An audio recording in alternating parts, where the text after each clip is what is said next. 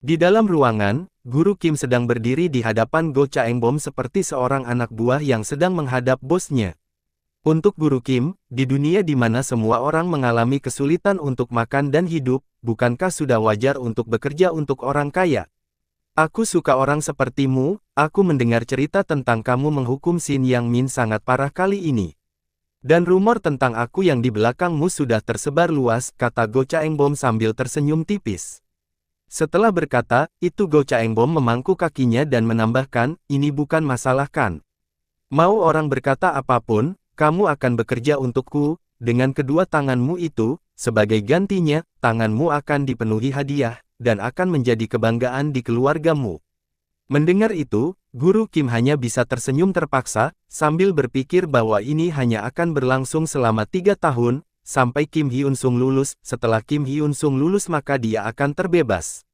Setelah berpikir seperti itu Guru Kim pun berkata, iya benar aku juga berpikir begitu. Go Chaengbom pun menatap Guru Kim dengan serius dan berkata, aku dengar bahwa kamu suka pergi ke Miracle.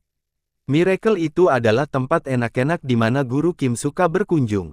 Oke lanjut, Go Chaengbom pun berkata bahwa dia sudah menyewa Miracle untuk Guru Kim, dan Guru Kim bisa bersenang-senang di sana, tanpa harus memikirkan uang, dan Guru Kim juga bisa mengajak teman-temannya ke sana kalau Guru Kim mau. Mendengar itu, Guru Kim pun kaget dan langsung menatap Go Chaengbom dengan tidak percaya. Go Chaengbom pun menunjuk kepalanya dan berkata, dengar dan simpan ini dalam otakmu. Orang yang kamu berurusan sekarang ini bukanlah orang tua yang hanya memiliki sedikit uang. Orang yang berurusan denganmu ini, adalah penerus konstruksi Myungjin, yang memiliki kekuatan di kota Daesang dan menggenggam kota Daesen dengan satu tangan. Mendengar itu, Guru Kim hanya bisa menunduk, tahu bahwa apa yang dikatakan Go Chaengbom benar, dan tidak ada jalan untuk kembali lagi. Mendengar itu, Guru Kim mencoba meyakinkan dirinya bahwa ini adalah hadiah yang didapatkannya. Setelah berbicara dengan Guru Kim, Go Chaengbom pun langsung meninggalkan ruangan, dan pergi ke atap sekolah menemui Hyun Sung. Terima kasih, kata Go Chaengbom saat bertemu dengan Hyun Sung. Iya, jawab Kim Hyun Sung dengan santai. Apakah, hanya iya, tanpa bertanya aku berterima kasih untuk apa? Tanya Go Chaengbom agak heran. Semuanya sudah jelas, kamu berterima kasih atas bagaimana kamu mengatasi kecelakaan kan, jawab Hyun Sung. Yeah, dengan ini, aku sepenuhnya mengakuimu, dan sejujurnya menjatuhkan Go Chaengsok waktu itu, bisa dilakukan siapa saja, dengan mencari tahu kehidupan pribadi kita, tapi kali ini berbeda, dan tidak segampang itu. Kamu berhasil mengetahui apa yang ayahku pikirkan, kata Go Chaengbom sambil mengingat, kejadian yang telah terjadi semua itu berjalan seperti apa yang Kim Hyun Sung katakan padanya. Setelah berpikir itu semua, Go Chaengbom berkata, aku tidak tahu kamu sedang menggambar masa depan seperti apa, tapi sepertinya kamu membutuhkan banyak kekuatan, sampai mencoba membuatku menjadi kepala keluarga. Aku akan melakukannya, jadi ayo lakukan yang terbaik, kamu di posisimu dan aku di posisiku. Tentu saja, kata Kim Hyun Sung. Anak yang sangat dingin, ngomong-ngomong, katakan padaku kalau kamu membutuhkan sesuatu, kata Go Chaengbom bercanda mencoba mencairkan suasana. Sesuatu yang aku butuhkan, tanya Kim Hyun Sung. Sesuatu yang aku butuhkan, tanya Kim Hyun Sung. Sekarang ini, aku berkeinginan melakukan apapun untukmu, dan kapanpun kamu butuhkan, kata Go Chaengbom sambil tersenyum. Apapun, kalau begitu berapa banyak uang yang bisa kamu keluarkan untukku? Tanya Kim Hyun Sung. Adegan pun berganti ke dalam kelas, di saat kelas hampir selesai, Guru Kim sedang berdiri di depan kelas dengan antusias memberikan pengumuman. Saya memiliki pemberitahuan yang bagus untuk kalian, pihak sekolah sudah membuat kerjasama dengan perusahaan konstruksi Myungjin sebagai sponsor. Dan kerjasama itu merupakan beasiswa. Beasiswa itu senilai 10 juta won. Tidak ada batas untuk orang yang terpilih, tapi tentu saja tidak akan diberikan begitu saja, kata Guru Kim dengan antusias. Mendengar pemberitahuan itu, membuat semua siswa di kelas terkejut, dengan nominal sebesar 10 juta won untuk beasiswa, seisi kelas pun mulai berbisik mengenai nominal jumlah yang sangat besar itu. Penerima beasiswa adalah orang yang rajin pergi ke sekolah, dengan siswa yang memiliki masa depan yang cerah, tambah Guru Kim.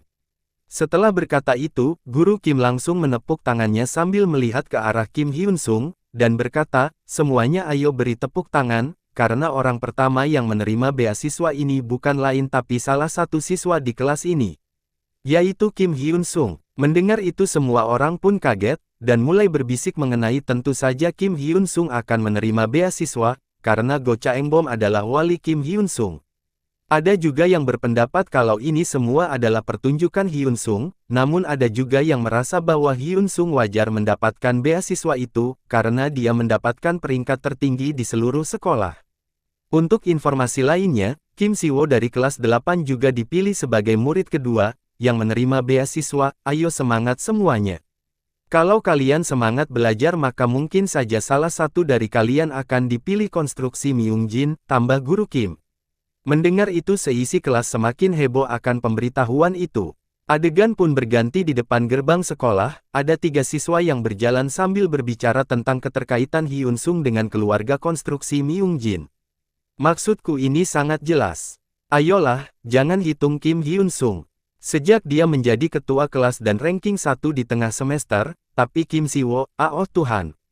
Dia dulu ikut taekwondo, tapi sekarang itu dia bukan apa-apa, kata pria yang berjalan di tengah. Pria berbadan kekar merasa aneh dengan penjelasan pria di tengah dan berkata, "Iya sangat aneh."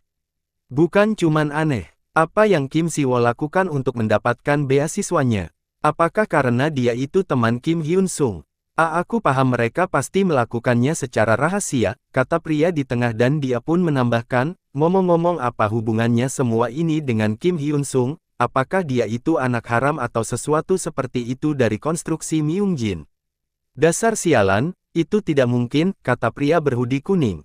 Pria di sebelah kiri pun menambahkan, kalau memang seperti itu, maka mereka seharusnya sudah merawatnya dari awal. Pria di tengah pun berkata, tapi maksudku, mau bagaimanapun aku memikirkannya itu sangat sulit, ini seperti drama yang rumit gitu. Sebelum menyelesaikan kalimatnya, pria di tengah terdiam seperti patung. Pria di tengah itu tahu bahwa orang yang mereka bicarakan ada di dekat mereka. Melihat Hyun-sung yang sedang berdiri di dekat mereka membuat mereka bertiga merasa gugup dan ketakutan. Kim Hyun-sung pun langsung memanggil mereka untuk menghadap ke dia dengan dingin. Setelah insiden Hyun-sung mengalahkan kelompok Sun Bae-nim, Kim Hyun-sung pun dijuluki si Psycho dari Cheonil. Melihat Kim Hyun-sung yang memanggil mereka dengan dingin, pria yang di tengah pun merasa ketakutan sampai berpikir bahwa dia akan dibunuh, padahal masih ada banyak hal yang ingin dia lakukan. Dengan penuh ketakutan pria itu berjalan mendekat. Angkat kepalamu, kamu Cho Jae-jin kan, dengan nama panggilan Blaber Mouth of Cheonil kan? Kata Hyun-sung saat Cho Jae-jin berada di depannya. Iya, benar, jawab Cho Jae-jin dengan suara yang gemetar dan badan yang gemetar. Tidak ada gunanya membicarakanku di belakang, karena saya tidak peduli. Aku menyukaimu karena suka membicarakan orang seperti julukanmu, dan jika julukanmu benar, dan kamu sangat dekat dengan seluruh siswa di sekolah Cheonil, maka aku punya permintaan, kata Hyun-sung. Katakan apa yang harus aku lakukan, aku akan melakukannya apapun itu, kata Cho Jae-jin yang mulai merasa lega, dan merasa bahwa dia tidak akan dihajar Hyun-sung.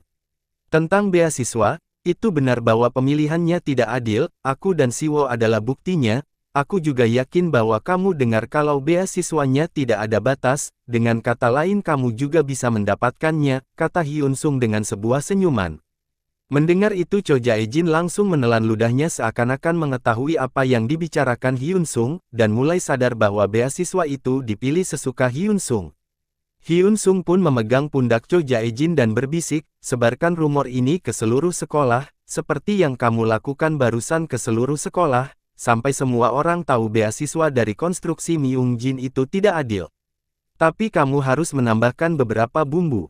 Keesokan harinya, Cho Jae-jin langsung melakukan apa yang diminta Hyun-sung. Rumor yang beredar adalah alasan konstitusi Myungjin membuat beasiswa ini adalah untuk siswa yang baik kepada Hyun-sung. Itulah alasan Kim Si-woo juga terpilih karena saat insiden Park Jin-woo, Kim Si-woo adalah satu-satunya orang yang berbicara dengan Hyun-sung.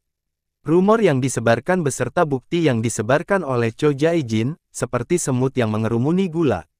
Di dalam kelas, Cho Jae-jin merayu semuanya untuk berbuat baik kepada Kim Hyun-sung, karena mungkin saja mereka bisa terpilih.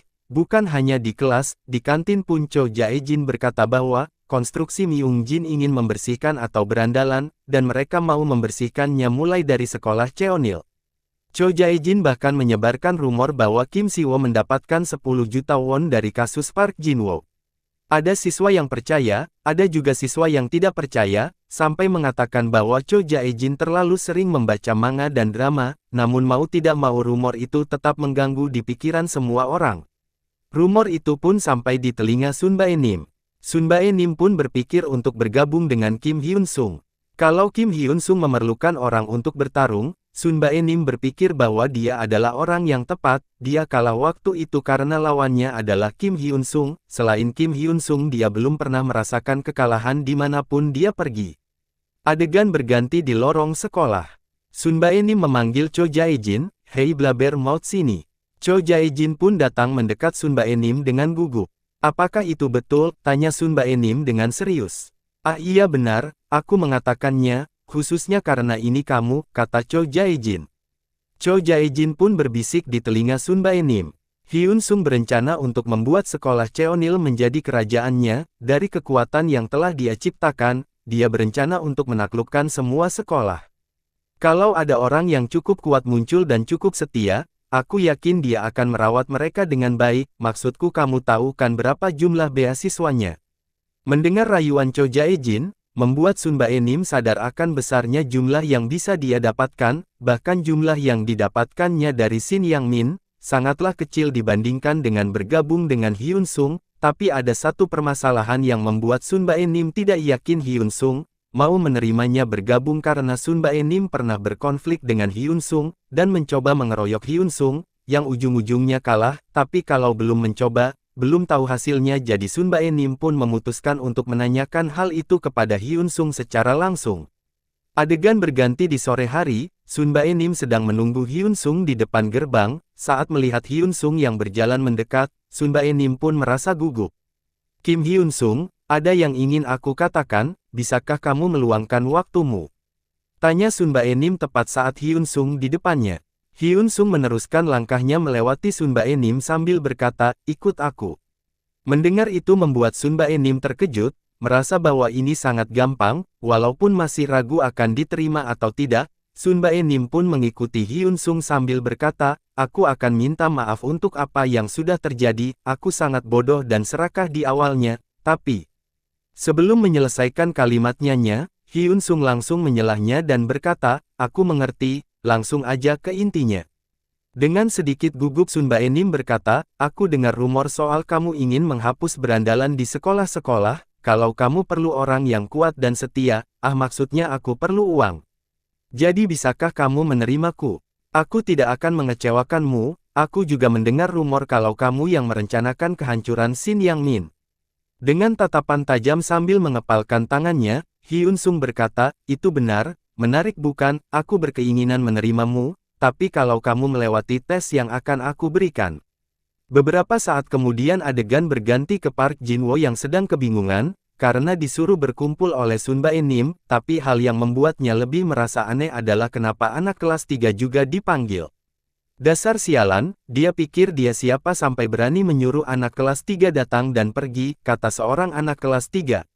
"Dia hanya menggonggong karena Shin Yang-min tidak di sini," tambah anak kelas 3 lainnya. "Lupakan Hyun-sung, ayo kita disiplinkan anak-anak kecil ini," kata anak kelas 3 satunya lagi. Tak lama kemudian Sun Bae-nim tiba, dengan wajah babak belur. Mengetahui Sun Bae-nim yang datang, membuat anak kelas 3 itu bertambah emosi, karena berani sekali Sun Bae-nim memanggil mereka datang, dan menunggunya. Namun saat melihat muka Sun Bae-nim yang babak belur, membuat mereka semua kaget dan bertanya ada apa dengan mukanya. Sun Bae-nim menghiraukan mereka yang emosi padanya, dan dia menatap mereka dengan dingin dan berkata, "Dengar anak kelas 3, aku hanya berkata sekali saja. Mulai sekarang aku mengikuti Kim Hyun-sung." Mendengar nama Hyun-sung, ketiga anak kelas 3 itu langsung marah besar. "Apakah kamu punya wasiat terakhir?" kata salah satu anak kelas 3 dengan penuh marah. "Kamu bilang Kim Hyun-sung," tambah anak kelas 3 lainnya. Sun Bae-nim menghiraukan anak kelas 3 yang marah itu dan berkata dengan dingin, sambil bersiap untuk bertarung dengan mereka, "Siapapun yang tidak mau mengikuti Kim Hyun-sung angkat tangan, aku akan membunuh kalian di sini dan sekarang juga."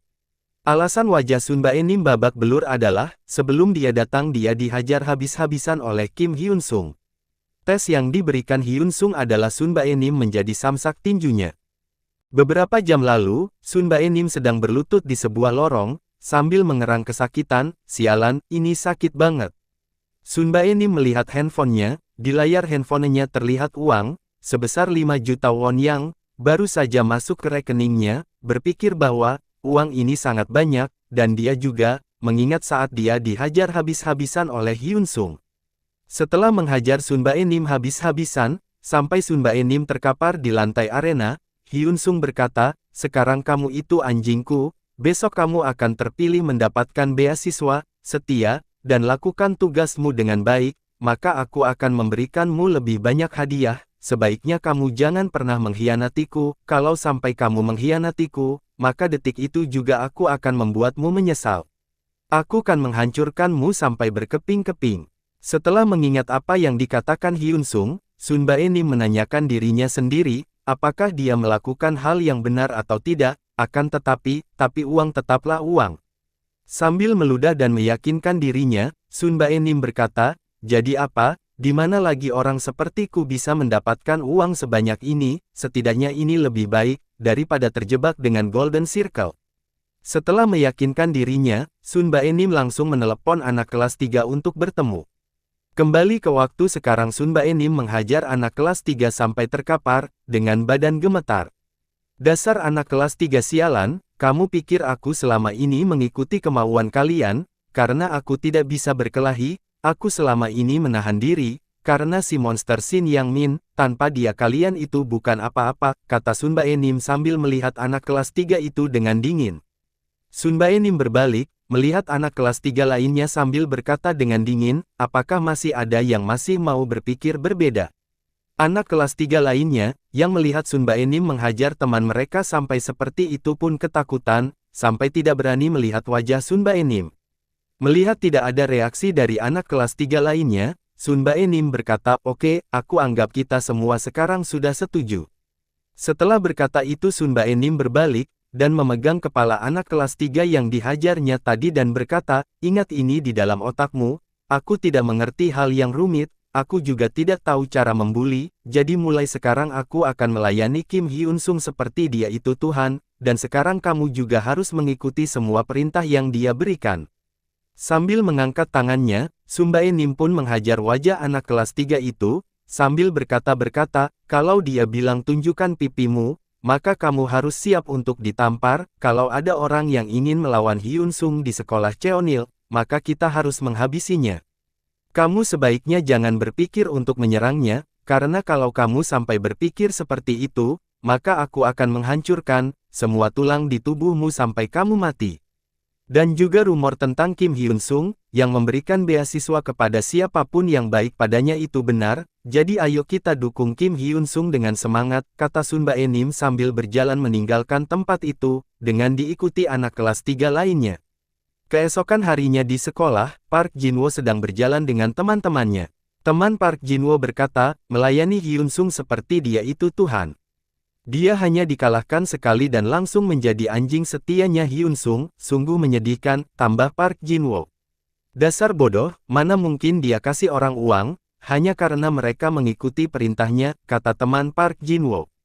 Saat berjalan, Park Jinwo penasaran dengan keramaian di depan papan pengumuman, ada apa dengan keramaian ini?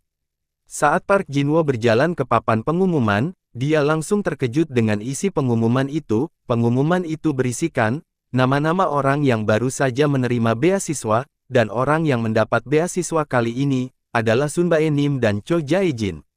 Melihat itu, Park Jinwo langsung sadar, bahwa semua yang dibilang Sun Baenim semalam benar, dia pun penasaran, bagaimana atau apa hubungan Kim Hyun Sung dengan Myung Jin Construction, tapi orang yang membuat Park Jinwo lebih penasaran adalah Cho Jae-jin, bagaimana bisa dia mendapatkan beasiswa, apa yang sudah dilakukan oleh cyberbully itu.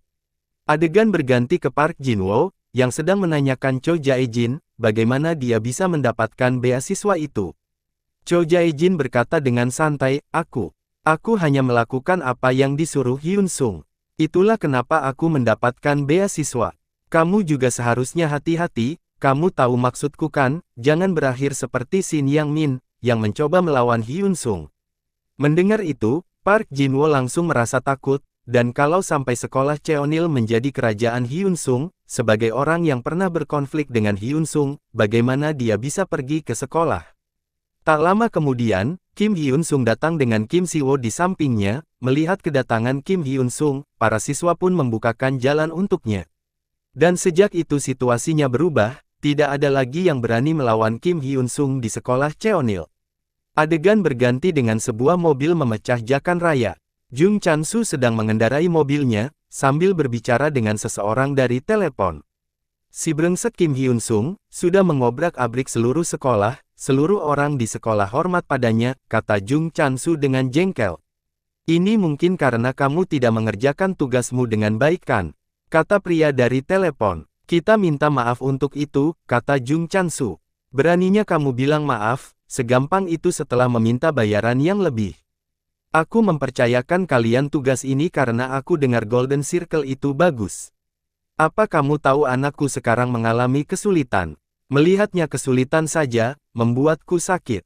Kalau kamu tetap dengan hasil yang tidak memuaskan seperti ini, maka aku akan memberitahukan Golden Line, bahwa Golden Circle tidaklah seperti dulu lagi, kata pria dari telepon dengan jengkel. Santai, kita sangat siap kali ini. Dan akan menyelesaikannya bagaimanapun caranya, kami akan menyelesaikannya sebelum November, dan dia pasti akan membuat surat pengeluaran diri, kata Jung Chan-soo. Baiklah, ku mempercayaimu sekarang, kata pria itu dan langsung mematikan teleponnya. Jess, situasinya sangat buruk, ini bahkan bukanlah tugas yang besar, kamu mengerti kan Taejon, kata Jung Chan-soo. Kenapa kamu menanyakan sesuatu yang sudah sangat jelas? Jangan lupa janjimu, kata Taejon. Pria itu adalah Choi Taejon, seorang hitman dari Golden Circle berumur 17 tahun. Setelah berkata Choi Taejon pun langsung keluar dari mobil, dan berjalan menjauh.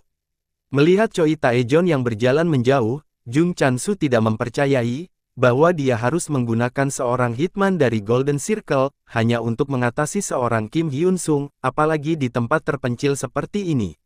Adegan berganti di ruangan kepala sekolah Oh Daewan. Namamu Taejon kan? Kami tidak menerima siswa pindahan di waktu seperti ini. Tapi karena ini adalah permintaan dari Kepala Dinas Seoul, jadi tolong kamu ingat itu. Mengenai itu bisakah saya bertanya, apa hubunganmu dengan Kepala Dinas Seoul, kata Kepala Sekolah Oh Daewan yang sedikit curiga. Dia itu teman ayahku, jawab Taejon dengan singkat. Mendengar itu, membuat kecurigaan Kepala Sekolah Oh Daewan meningkat, dengan sedikit melirik, Kepala Sekolah Oh Daewan berpikir, bahwa tidak mungkin hanya teman, dan sampai memaksa, dan untuk mengirim sampai memaksa seorang siswa seperti itu ilegal, dan kenapa harus dipindahkan ke sekolah Cheonil, apakah mungkin ada hubungannya dengan Golden Circle? Setelah berpikir seperti itu, Kepala Sekolah Oh Daewan berkata, Choi Taejon, aku akan memperjelas sesuatu, sekolah Cheonil adalah sekolah yang menjunjung kejujuran, jadi kalau kamu melanggar peraturan sekolah, jangan harap kami akan bersikap lembut terhadapmu, bahkan jika ayahmu itu berteman dengan Kepala Dinas Seoul. Mengerti, jadi aku masuk kelas mana? Kata Choi Taejon dengan senyum tipis. Choi Taejon pun dikirim ke kelas 1-5. Di dalam kelas Choi Taejon sedang berdiri di depan memperkenalkan dirinya. Nama saya Choi Taejon. Saya adalah murid pindahan dari Seoul. Dan saya harap, bisa akrab dengan kalian semua, kata Choi Taejon. Mendengar nama Choi Taejon yang terdengar tidak asing, membuat Park Jin-woo berpikir bahwa, dia pernah mendengar nama itu di suatu tempat. Rupanya Choi Taejon dan Park Jin-woo sudah saling mengenal sejak lama. Adegan berganti di belakang sekolah, Park Jin-woo dan Choi Taejon, sedang merokok sambil mengobrol. Tidak kusangka aku akan bertemu denganmu di sini. Sudah 6 bulan sejak kita ketemu di pertemuan itu, kata Park Jin-woo. Kita sangat senang waktu itu, balas Choi Taejon. 6 bulan lalu, Choi Taejon sangat terkenal di Seongdong, dan berpikir untuk bergabung dengan Golden Circle, karena menurutnya dia mungkin akan membutuhkan mereka, untuk mencari pekerjaan di masa depan. Disitulah Park Jin-woo dan Choi Taejon bertemu. Ngomong-ngomong bagaimana dengan tempat ini, bukankah kamu bilang, kalau kamu itu yang terkuat di sini? Tanya Choi Taejon. Oh iya, aku yang terkuat di sini, dan tidak ada yang spesial. Kepala sekolah hanya sangat terobsesi untuk membuat sekolah ini menjadi sekolah terbaik. Tapi kamu harus berhati-hati dengan seseorang, jawab Park Jinwo dengan gugup. Choi Taejon melirik Park Jinwo, yang berbicara, tahu bahwa Park Jinwo hanya membual soal dirinya yang terkuat, dan walaupun Kim Hyun Sung memiliki backingan yang hebat juga, Choi Taejon juga memiliki backingan yang kuat, yang bisa membantunya. Dengan senyum licik Choi Taejon berkata, apapun itu, syukur bisa melihatmu. Ayo kita akur ya Jinwo. Adegan berganti ke dalam kelas, di mana Choi Taejon sedang menguap, sambil memikirkan apa yang harus dilakukan, karena ini bukan hanya soal menang dalam berkelahi, dia perlu tinggal selama 6 bulan, dan menghancurkan siswa yang bernama Kim Hyun Sung di sekolah Cheonil. Setelah itu, dia akan mendapatkan pekerjaan yang sudah dijanjikan. Menurut Choi Taejon, ini sangat gampang, dia hanya perlu membuat Kim Hyun Sung terlibat pertarungan, dan dia sangat yakin akan berhasil, karena telah melakukannya banyak kali. Yang dia perlukan adalah membuat sekolah Cheonil menjadi mimpi buruk untuk Kim Hyun Sung. Alasan Choi Taejon merasa percaya diri, karena dalam organisasi Golden Circle, Hitman dibagi menjadi beberapa kelas. Yang pertama itu golongan S, di mana mereka tidak bisa disentuh, golongan A, yang terbaik, dan golongan B, terbaik di provinsi. Dan Choi Taejon termasuk dalam kategori golongan B di Golden Circle. Dengan senyuman penuh kemenangan, Choi Taejon langsung merencanakan cara untuk menghancurkan Kim Hyun Sung. Rencananya adalah dengan membuat atau memanipulasi anak kelas 2, untuk berkelahi dengannya, setelah itu membuat anak kelas 3, untuk berkelahi dengannya, merasa rencananya sangat bagus. Choi Taejon merasa bahwa tugas ini bahkan tidak perlu 6 bulan untuk menyelesaikannya. Choi Taejon pun berjalan mendekati Park Jinwo, dan memintanya untuk mengantarnya berkeliling sekolah, karena dia ingin melihat kelas yang lain. Park Jinwo pun mengiyakan permintaan Choi Taejon, dan mengantarnya berkeliling. Beberapa saat kemudian, mereka pun sampai di dekat kelas Hyun Sung, kelas 1-1. Park Jinwo menunjuk ke arah kelas itu dan berkata, ini adalah kelas yang terakhir, wali kelasnya itu guru Kim Yang Chul, dan anak yang bernama Kim Hyun Sung, yang aku sebutkan tadi itu berada di kelas ini. Benarkah? Tanya Choi Taejon dengan santai. Saat mereka membuka pintu, seketika, Park Jinwo merasa bahwa ini adalah hari sialnya, karena ada Kim Hyun Sung yang hanya duduk di bangkunya. Melihat Kim Hyun Sung yang hanya duduk belajar, Choi Taejon pun berjalan mendekati Hyun Sung, dan langsung teriak, "Oi, apa yang kamu lakukan, dasar sialan kecil, beraninya kamu melirikku seperti itu." Melihat Choi Taejon yang berjalan, dan bersikap arogan di depan Kim Hyun Sung, Park Jinwo pun panik, dan ketakutan, tidak menyangka, hal seperti ini akan terjadi. Kim Hyun Sung pun menoleh ke arah Choi Taejon, dan berkata, bukankah kamu yang merasa terlalu percaya diri, aku bahkan tidak melihatmu. Choi Taejon melirik Kim Hyun Sung, dan berkata, sepertinya kamu ingin berkelahi denganku, bukankah itu benar? Jadi berhentilah omong kosong. Kim Hyun Sung tersenyum balik, dan berkata, tapi kamu, apakah kamu bisa mengatasi apa yang baru saja kamu katakan? Apa maksudmu? Kata Choi Taejon, namun sebelum menyelesaikan kalimatnya, sebuah pukulan telak dari belakangnya, yang langsung mengenai Choi Taejon. Pukulan itu membuat Choi Taejon terjatuh, dan dengan marah melihat siapa yang berani memukulnya, sambil berteriak, dasar anak jalang. Aku sangat minta maaf Hyun Sung, aku tidak membawanya ke sini untuk membuat masalah, si brengsek ini, melakukannya sendiri.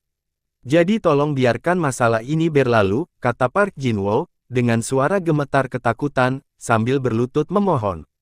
Melihat kejadian itu, Choi Taejon sangat terkejut, dia tidak percaya apa yang sedang terjadi di hadapannya.